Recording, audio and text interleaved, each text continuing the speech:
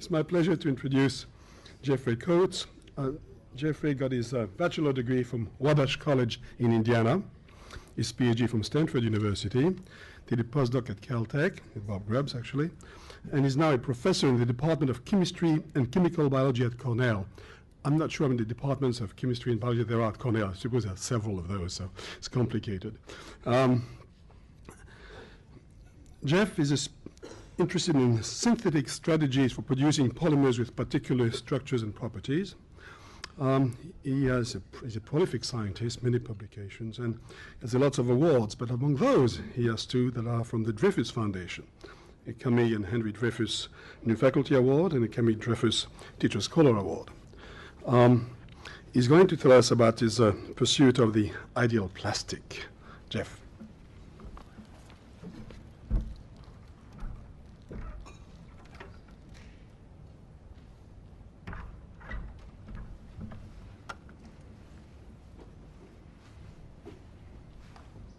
Trying to figure out which one to point at here.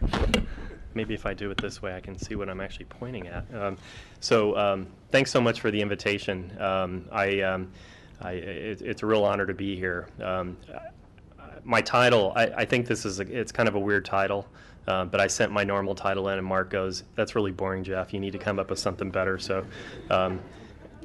Note that this is in pursuit of, not the accomplishment of, okay? So anyway, I want to tell you about a number of things in my areas of my group today. I want to start out by talking a little bit about the environmental impact of plastics. And I think we all, probably right now, everybody's touching some sort of plastic, whether it be their synthetic fiber clothes or, I'm holding the clicker up here. If you think of the number of plastics that we come into contact with on a daily basis, it's really unbelievable. And I think if we took away all the plastics, it'd be hard to imagine what things would be like. So, but where plastics come from and where they end up is something that I think we need to do a little bit better. And just starting about where plastics come from, I think probably everybody realizes that most of these plastics come from some sort of fossil fuel, and a lot of the fossil fuel that's not burnt, the stuff that goes to the chemical industry, almost all that goes into plastics. There's interest in, because of greatly growing demand and declining supplies, it'd be really great to find new sources of feedstocks for making plastics. One kind of interesting number, every time you make a kilogram or a pound of polymer, you make equal amount of carbon dioxide, and that's for a polymer like polyethylene. So making polymers that are more energy efficient is also of a lot of interest. Okay, so we've already, I think, established that most people don't want to get rid of plastics, but so the end use is, where they go. We make 150 million tons of plastic in the world every year. And it's hard to imagine how much that really is. And so if you took all that plastic and put it on the Princeton football field,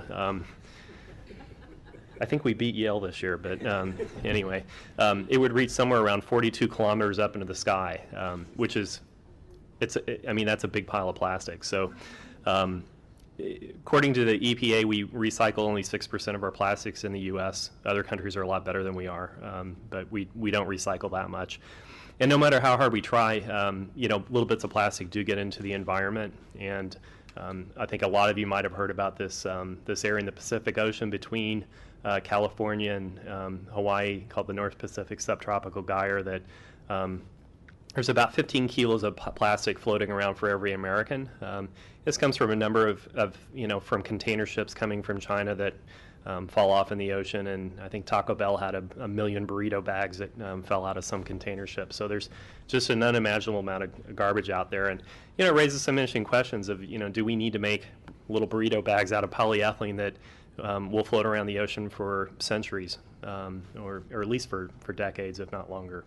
So I put together this is my wish list for polymer synthesis, and one of the first is, can we get away from fossil fuel and try to find renewable substances to make polymers out of? Can we develop better methods for making plastics more energy efficient, for example?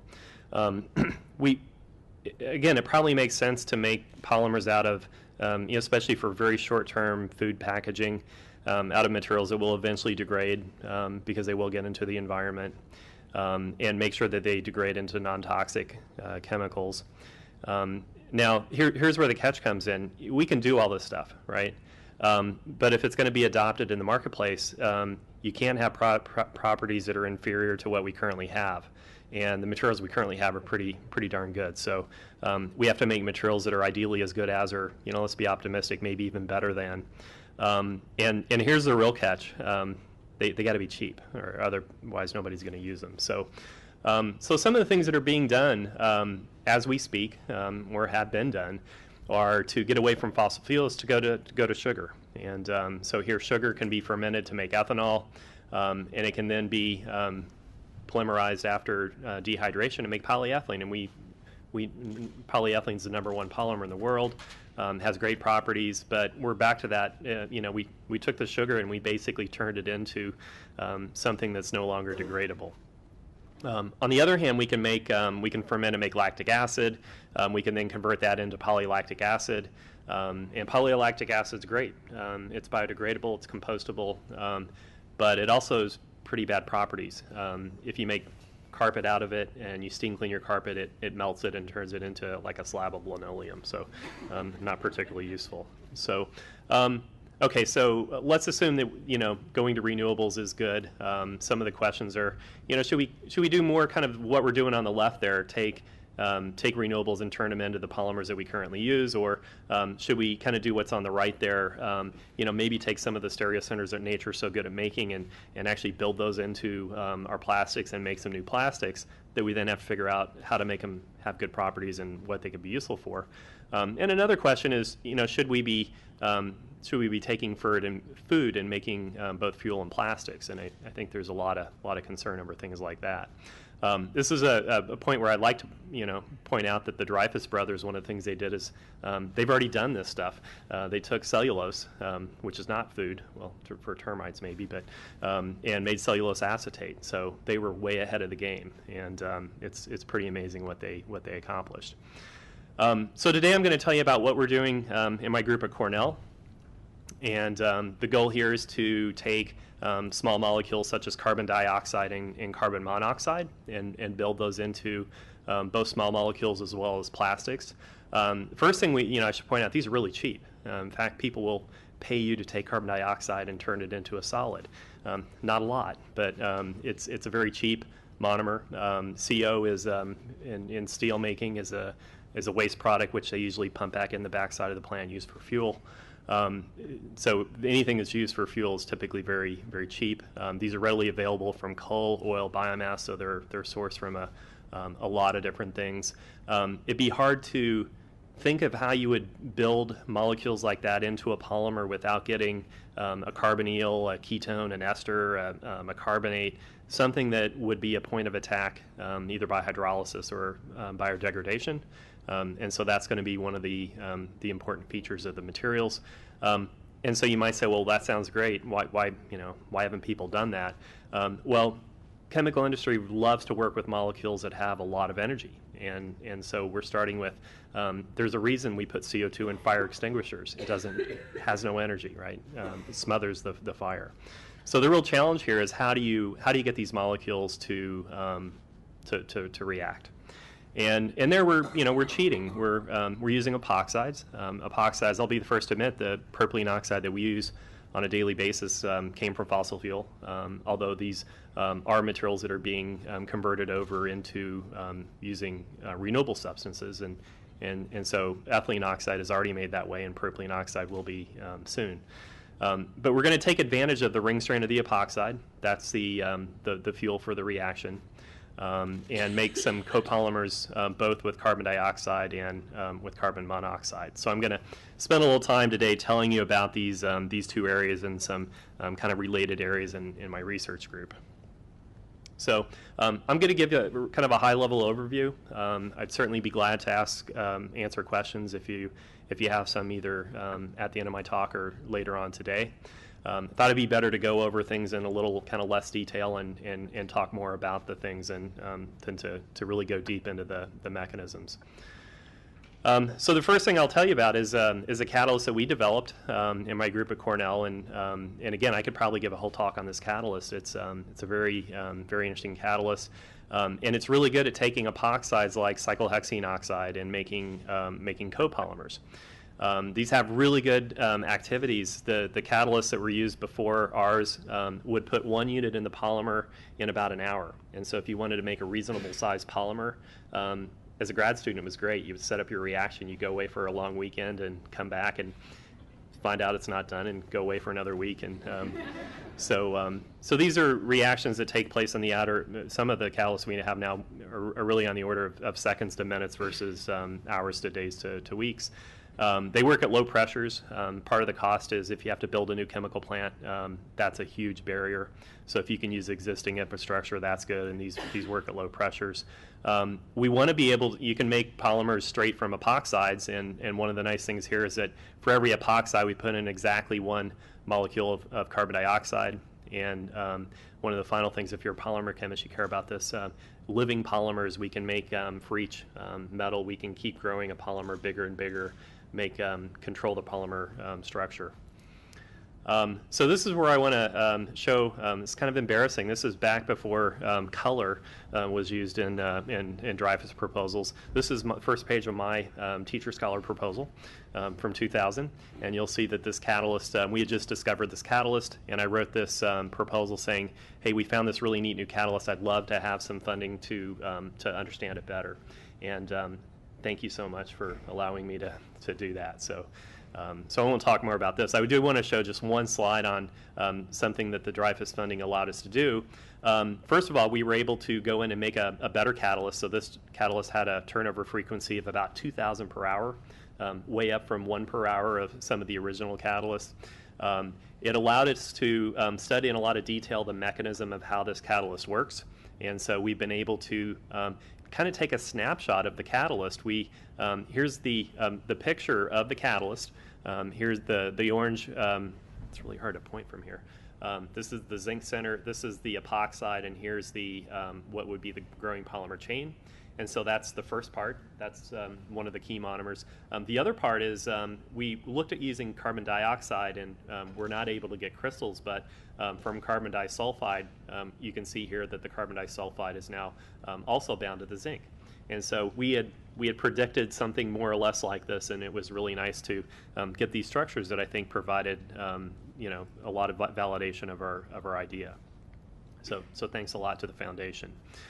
One thing I wanted to point out, if you want to make commercially viable polymers out of epoxides and carbon dioxide, cyclohexane oxide is really expensive.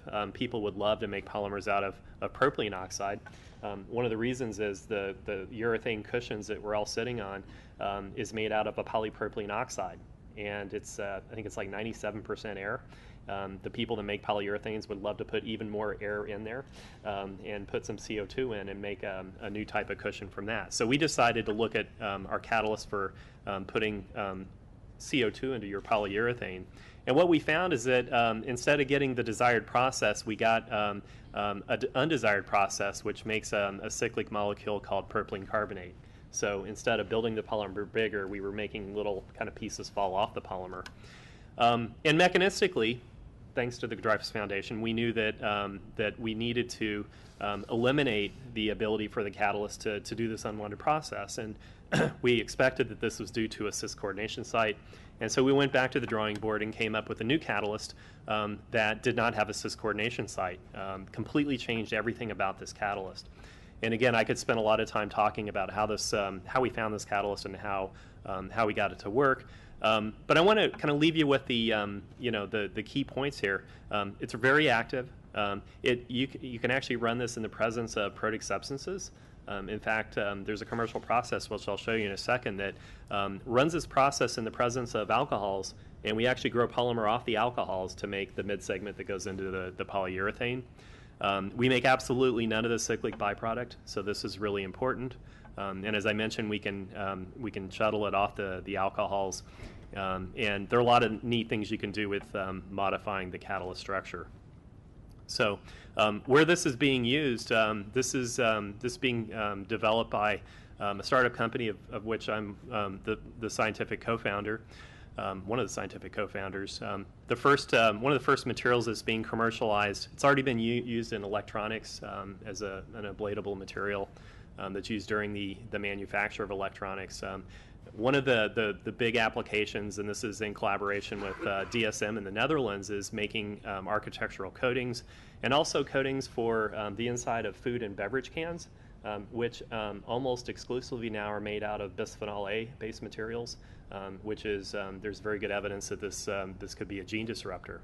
Our materials, first of all, they're very stable, but if they do break down, they make propylene glycol, which is edible. And so these are being used also to make polyurethane foams with different properties than some of the current ones. They actually are a little bit like the Tempur-Pedic mattress. Our polymers have softening points close to body temperature. And so if you make a foam out of it and you put your hand on it, it kind of sinks down into it, giving some really interesting properties. They also have really good applications as polyurethane adhesives and some other thermoset applications. So these are all things that are currently being pursued. So staying with the idea of kind of a high-level overview, we are looking at ways to find a more energy-efficient way to make polypropylene fumarate. And this is, again, a lot of you probably didn't know it, but you touched this polymer this morning. If you went to I don't know what at the hotels here, but most showers are made out of a fiberglass material, and that's a resin with fiberglass in it. And the polymer material is made by taking polypropylene fumarate, and you add styrene to it, and then do a radical cross-linking reaction, and the fiberglass is all embedded in that. And so boats, windmill blades, some of the artificial countertops that kind of appear to be stone are made out of this material. Making polypropylene fumarate is a very energy-intensive process, and so we've come up with a way to do a chain growth process, very similar feedstocks, but cheaper ones, maleic anhydride and propylene oxide. Here we're using this catalyst, and we actually get a different geometrical isomer of the polymer, which we can catalytically isomerize to the trans if people want the trans.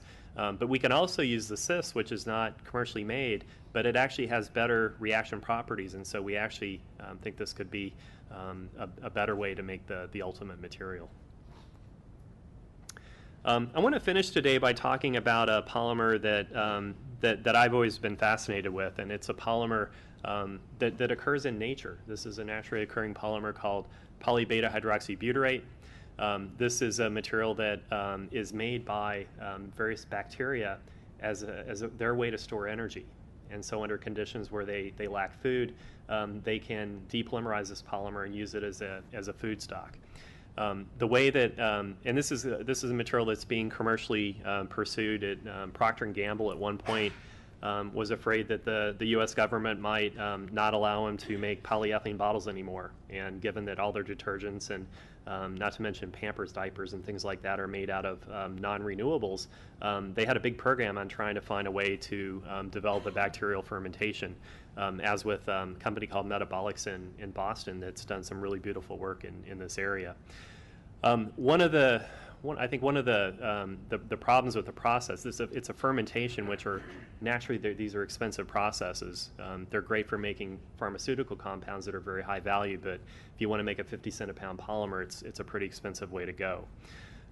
Fermentation to make the bacteria, and then the bacteria, you dry the bacteria, and up to 90% of that bacterial residue is plastic. So these things are really good at making this plastic. You have to do a lot of extractions and purifications to get the polymer. But once you get the polymer, what's really neat about this polymer is it has properties very similar to polypropylene. And again, the world knows what to use polypropylene for. But different than polypropylene, it's a polyester, and so ultimately it's a biodegradable material. And if it does get into the environment, it would disappear back to water and carbon dioxide. And so right now, this is a very appealing picture. Take sunlight, you make these plastics that disappear and go back to water and CO2. What's not shown here is all the energy that goes into growing corn, the capital cost and the energy cost of doing the fermentation, and then all the extractions and things you need to do to the polymer to isolate the polymer. people have actually done calculations, and if you took all that energy and instead of burning it, if you would have just cracked it, made ethylene, and made polyethylene, you'd use less energy for the same weight of polymer. So in any case, we thought this was still an interesting target polymer, and we decided maybe through chemistry we could come up with an alternate way to make this material.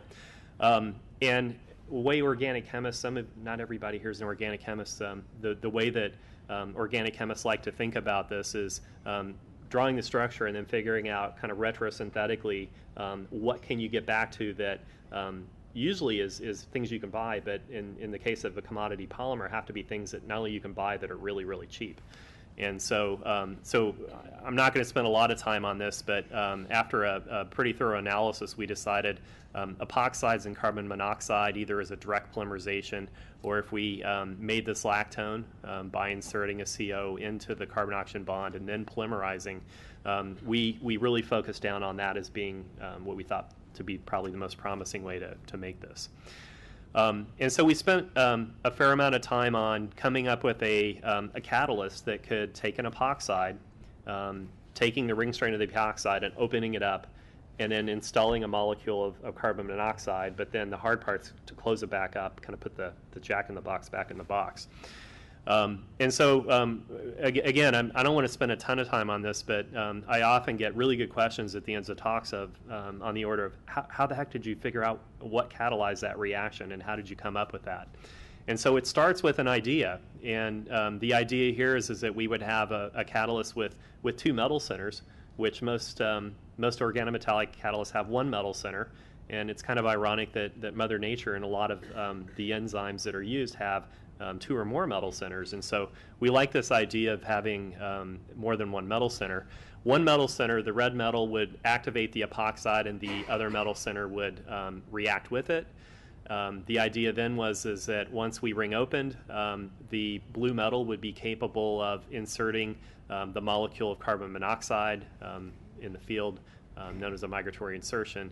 And now the final step would be the alkoxide just coming over here, reacting with what was once a carbon monoxide molecule, and generating the lactone product. So this was a simple idea. We went in the lab, made some metal compounds that we thought might be capable of at least seeing if there was any hope that we could carry out that type of reaction. And we were lucky in that it did. One of the first catalysts first complexes that we made, in fact, was a catalyst. And what was also really important is that the naturally occurring plastic, all the stereocenters are of the same configuration. Turns out from material standpoints, doesn't matter if they're all R or all S. Naturally, they're all R. They have identical properties whether you use the S or the R, but what's important is the relative stereochemistry all needs to be the same. They need to be what's called isotactic. And so we were able to show that if you took the optically active epoxide, that we would very selectively carbonylate it without inverting the stereocenter, and therefore we had a feedstock to make the polymer. We've done a lot of work on not only making the lactone, but making the lactone in situ, and then having a catalyst present that would immediately start to string it together and make a polymer. And so this is a paper where we take this metal species makes the lactone, and this metal species polymerizes the lactone to make the polymer. And you can follow this by in situ infrared spectroscopy. Here, this is the lactone. It grows up, and then it starts to decline off. The blue curve is the growing polymer, the carbonyl of the polymer, and as you can see at the end here, if you open up your reactor, there's absolutely no epoxide or lactone left over. It's all polymer. And so this is a really nice one-pot prep of polyhydroxybutyrate. I like to joke with the organic chemists that this is it's the world's biggest natural product. And I was just at the Welsh Symposium where Dave Evans was acknowledged as the Welsh Award winner, and I think his abstract, it says he made a natural product with 15 stereocenters, and I was like, come on, give me a break. But these are pathetic natural products. But we love them anyway. Okay, I'm going to tell you about babies. High performance polymer is, and those of you who have kids know what I'm talking about. So the water absorbing diaper material. And if you are a parent and you've had children in diapers for the last, say, 3 or 4 years, one thing you're going to notice is that the price of diapers is really going up. And not to mention, if you read C&E News, there was just an article about how one of the big plants in Japan blew up. And if you, this is my stock tip for those of you with kids, go buy a whole bunch of diapers.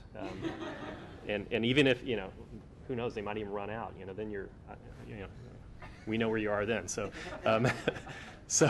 So anyway, the reason that the price of diapers go up is that price of acrylic acid goes up, and acrylic acid is made from propylene, and price of propylene has been going up, especially as we go to natural gas as a source of chemicals for the chemical industry.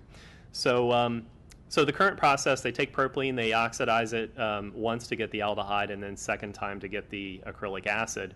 One of the things that we're doing is, and I wanted to bring this in because it actually uses some selenine chemistry, which is where the Dreyfus brothers company eventually, I think, is now Celanese.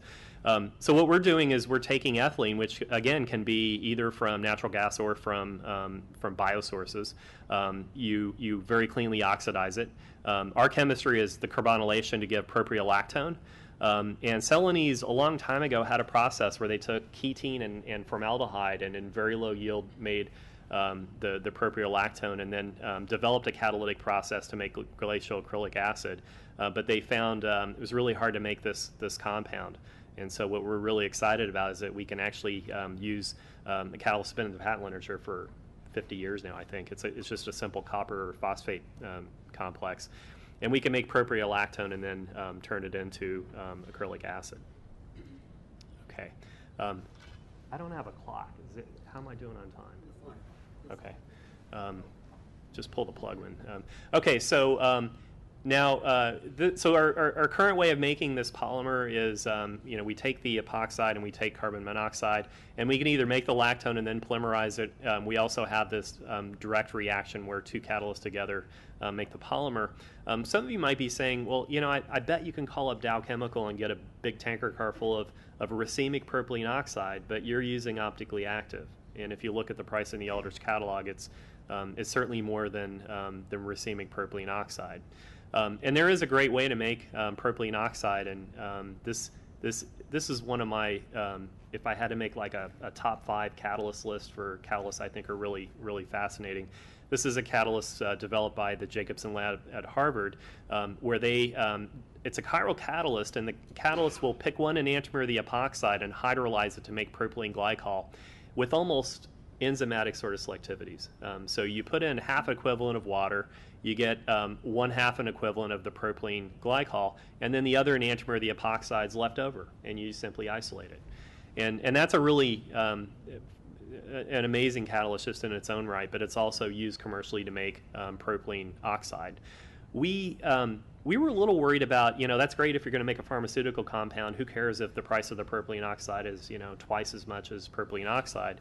But we were wondering if there might not be a more high-value kind of byproduct here. Here, there aren't too many applications for the propylene glycol other than as antifreeze, and there you obviously don't need the chirality. And so we wondered, as polymer chemists, could we use a polymerization reaction to do the kinetic resolution? And then the so-called byproduct would be a polymer, which in its own right might actually be a lot more valuable than the epoxide, and then ironically, then the optically active material would be the byproduct, or if you wanted it, it would be a really valuable byproduct.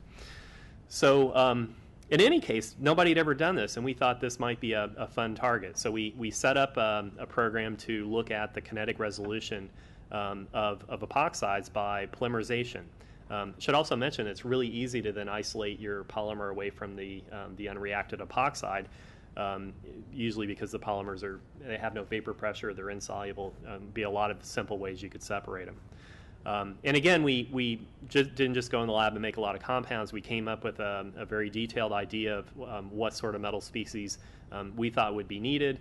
And again, trying to take the clue from nature and using more than one metal center to accomplish the reaction is the route that we took.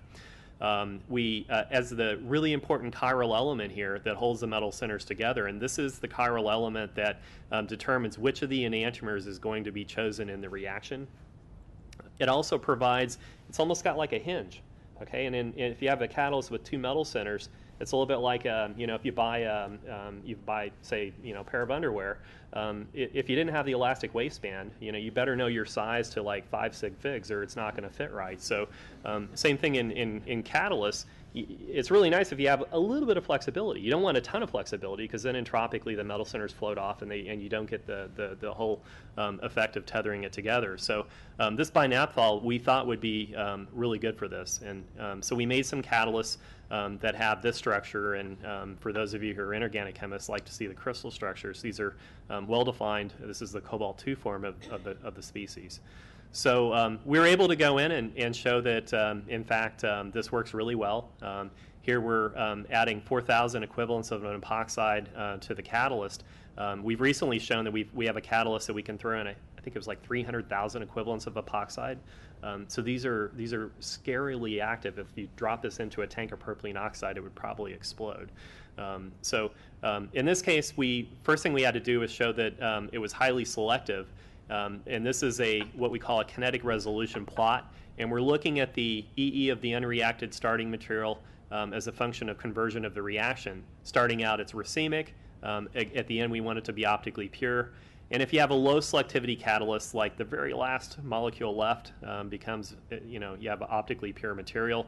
If you have higher selectivities, you basically go over to this line over here, which is where our catalyst was. And we knew at that point we had an incredibly selective catalyst.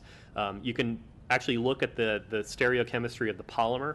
And I should point out this is 99% of enantiomeric excess, so 99.5 to 0.5 is the level of selectivity. So for every time that it eats up the red enantiomer, or every 260 times it eats up the red enantiomer, it makes a mistake and eats up the blue. So very, very selective in terms of catalysis. I'm going to leave you with just to kind of show you how active these are. Usually when you think of reactions, you think of hours, days, whatever. This is a polymerization of phenylglycidyl ether, which is a really interesting monomer in this polymerization. And so the orange color is the catalyst, and through the top of this, we're going to inject 1,000 equivalents of the phenylglycidyl ether. One of the nice things with polymers is as you make them, the solutions become more viscous, and if you make a crystalline polymer, I think if you see this here, it's already, there might be like some little flecks of white stuff that are starting to float around for those of you who can see this. Right now, if you put your hand on this vial, it's really hot. The ring strain of the epoxide is pretty significant. And so after about 30 seconds, the reaction's done. So I like to joke, if you're the polymer chemist, you filter off the polymer and throw this stuff away. And if you're the organic chemist, you'd be like, what's this solid crap? Throw that away and take the good stuff. So we like them both, so we take them both. But seriously, if you're a polymer chemist, you don't want to go to 50% conversion. And here, the really simple way around that is you just make both enantiomers of the catalyst. This enantiomer likes the red enantiomer. This enantiomer of the catalyst likes the blue enantiomer. It's really inexpensive to use racemic binaphthol to make your catalyst. And so at the end of the reaction, you have poly blue and poly red, which has the same exact properties if you made just the blue or just the red. And we've been able to do that with some of the more interesting commercial epoxides like propylene oxide, trifluoropropylene oxide. I showed the movie of the phenylglycidyl ether. The melting point of that polymer is about 193 degrees Celsius, so it's a very interesting thermally resistant polymer.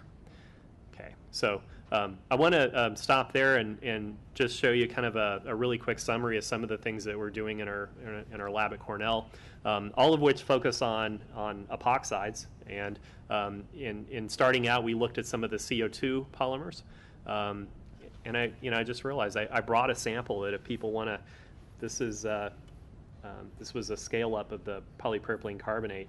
This is 44% weight carbon dioxide. It's kind of neat to think that you can turn that into a polymer. So if anybody wants to see me later, I'd be glad to show you the sample. The carbonylation to give these lactones, which then we can make a form of a polymer that already occurs in nature. I showed you some epoxide anhydride chemistry, and then at the very end here some kinetic resolutions. So thanks to you for the invitation and for the attention. Thanks to a really incredible group of students I have at Cornell. Thanks to the Dreyfus Foundation for not only a new faculty award when I started, but then the Teacher Scholar Award in 2000. And I'd be glad to answer your questions.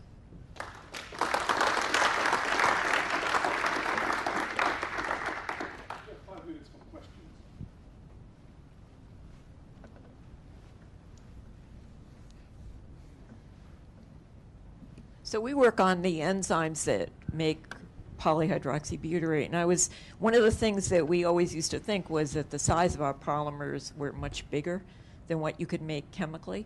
So, and the polymers are really monodispersed. So I was just curious in terms of your PHB, what was the molecular weight? What molecular weights can you get to? 2 million? Yeah, good to see you, John. We cannot get to 2 million. For most applications, the ideal molecular weight for PHB is around 100,000. If you're below that, the material properties aren't very good. And one of the interesting things is, when you make things out of plastics, usually melt injection is the way you do it. And so there's kind of a Goldilocks effect. If it's too big, it's way too viscous to melt and form into an object. So you try to get some intermediate ground where the properties are good enough, but you can still process it. And in our hands, usually around 100,000 is kind of the optimal molecular weight. What's that? What if you make mixed polymers like the valerate and butyrate, which you can make enzymatically? Yeah, and we, ironically, we can't make the valerate. But an interesting thing about the valerate is that gives the date rape drug, and I think Coca-Cola at one point was going to make something out of one of the natural PHBs, which has like what 1%, and then they pulled it because they thought, oh my God, Pepsi's going to go around and say you got the date rape drug in your plastic, and first of all, it would never degrade, and if it ever did, your body would be able to handle the part per billion, so it was completely ridiculous. But actually, one of the things that Novomer touts is that it's a very clean, exact, precise material. So I think in the end, I think both of these. I think some of the metabolics materials, especially for the biomedical applications, are going to be really important. So I think there's space for both approaches. The cost thing though is customers just don't want to pay any more money. So.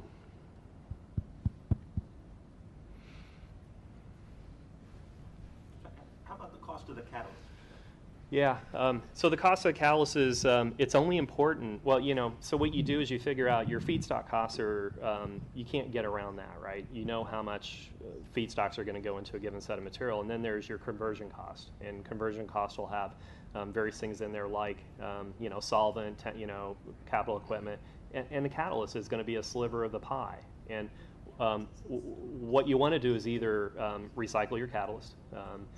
Even better is to have a catalyst that's so incredibly active that you leave it in your material.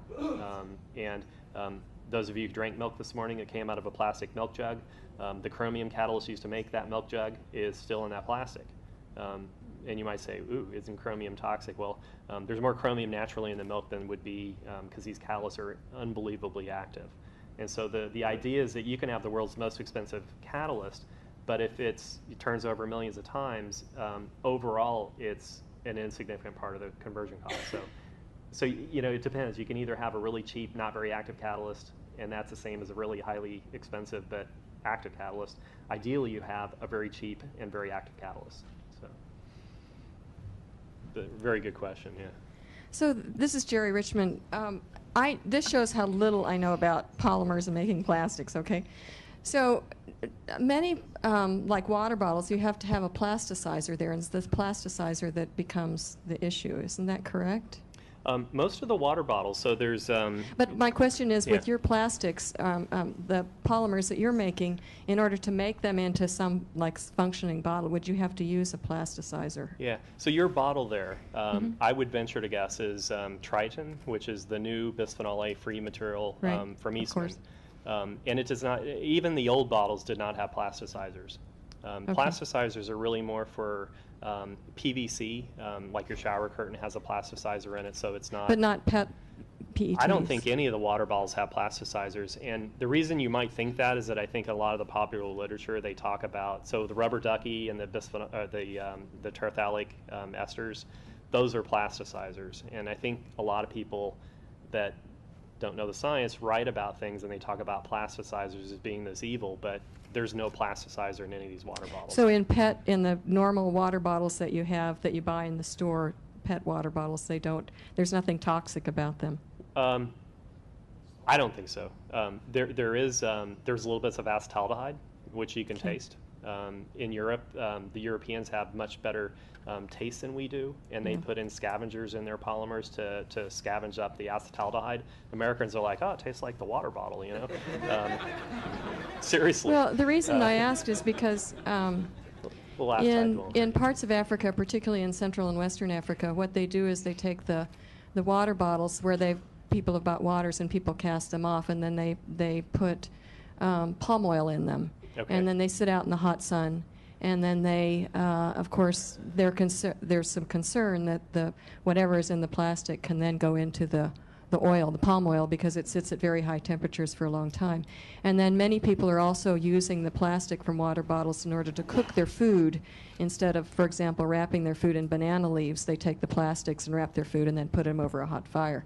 So I think we have to think about, yes, we don't think about using them in that way, but there are other people around the world that actually do use them in ways that we would just Absolutely, never do. Yeah. In the developing world, there's no municipal garbage collection in a lot of these countries, and so just the pollution alone, and where you can't afford to buy a bottle of shampoo, you buy little sachets and throw them in the ditch, because that's what you do at the end of the day. And moving from banana leaves, right, where you could throw it in the ditch, to polymer wrap is a very different thing. So I think you're exactly right.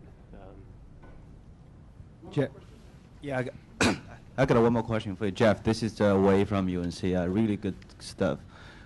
Triton was actually introduced by Easterman 2007. They're possibly the last commercially successful polymer since 2000, I believe. I think it's 1930s, possibly.